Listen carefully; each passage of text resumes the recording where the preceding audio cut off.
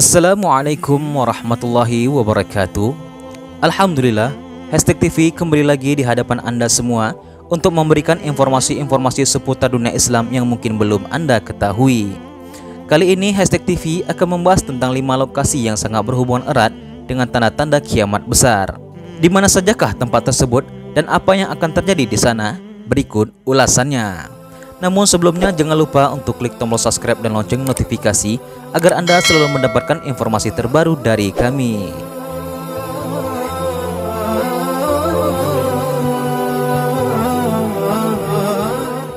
Percaya pada hari akhir merupakan rukun iman kelima yang wajib kita imani. Iman kepada hari akhir artinya percaya bahwa hari kiamat akan datang, saat alam semesta akan hancur dan kehidupan akhirat menanti. Kapankah terjadi hari kiamat? Memang tidak ada bisa yang mengetahuinya. Tetapi Rasulullah SAW memberikan beberapa tanda kiamat, baik tanda kecil ataupun tanda besar akan munculnya kiamat. Dalam sejumlah hadis, ada beberapa lokasi yang dikaitkan dengan munculnya tanda-tanda kiamat tersebut. Berikut ini beberapa lokasi yang dikaitkan dengan tanda-tanda datangnya hari kiamat. Yang pertama, Danau Tiberias. Danau Tiberias terkadang disebut juga dengan nama Laut Al-Jalil atau Danau Al-Jalil. Danau ini terletak di utara Palestina yang menjadi muara sungai Yordania. Panjang Danau Tiberias adalah 23 km, lebar 13 km, dan kedalamannya tidak lebih dari 44 km. Danau ini 210 meter lebih rendah dari permukaan laut.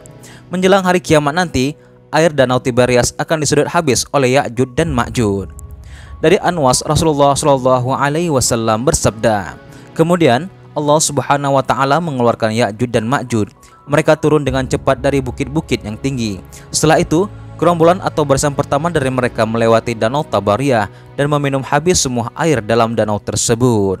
Hadis riwayat Muslim, At-Tirmizi, Abu Daud dan Ibnu Majah. Yang kedua, Khurasan.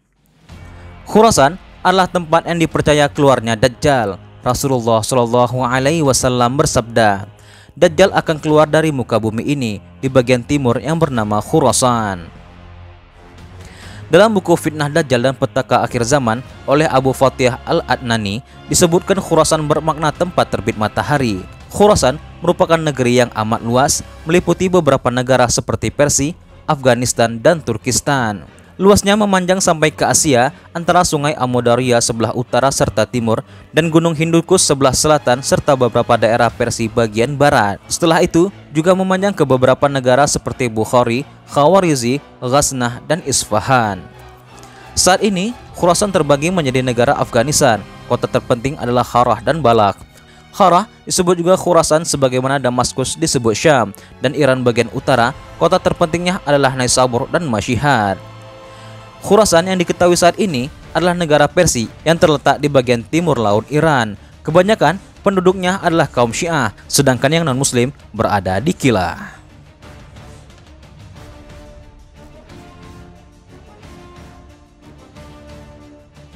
Yang ketiga, Asia. Dikutip dari buku Fitnah dan Petaka Akhir Zaman oleh Abu Fatih Al-Adnani, sebagian ulama menyatakan saat ini kaum Ya'juj dan Ma'juj masih berada dalam kerangkeng besi. Jika janji Allah telah datang, mereka kelak akan dikeluarkan. Dalil yang menunjukkan bahwa dinding ini masih ada dan belum hancur ialah yang diriwayatkan oleh Abu Hurairah radhiyallahu anhu dari Nabi Muhammad SAW. Mereka menggalinya setiap hari sehingga mereka hampir dapat merobohkannya. Maka berkatalah yang menjaganya kepada mereka, kembalilah, kami besok akan dapat melubanginya.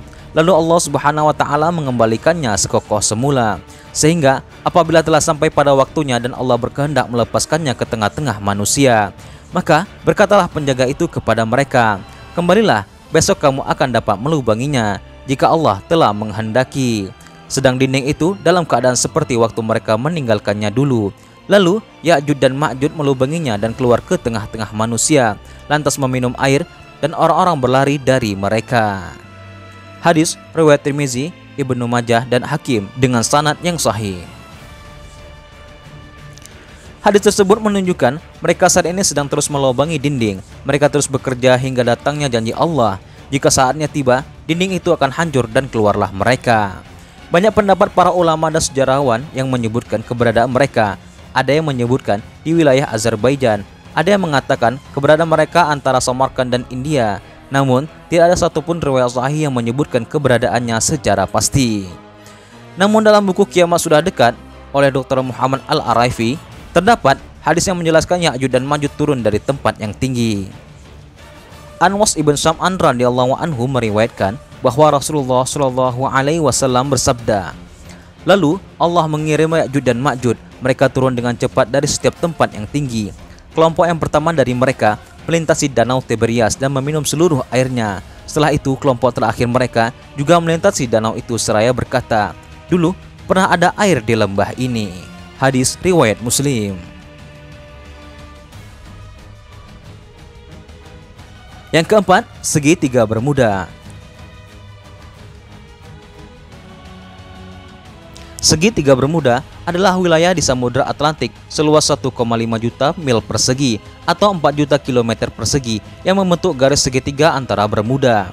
Wilayah ini termasuk teritorial Britania Raya sebagai titik di sebelah utara, Puerto Rico, teritorial Amerika Serikat sebagai titik di sebelah selatan, dan Miami, negara bagian Florida, Amerika Serikat sebagai titik di sebelah barat.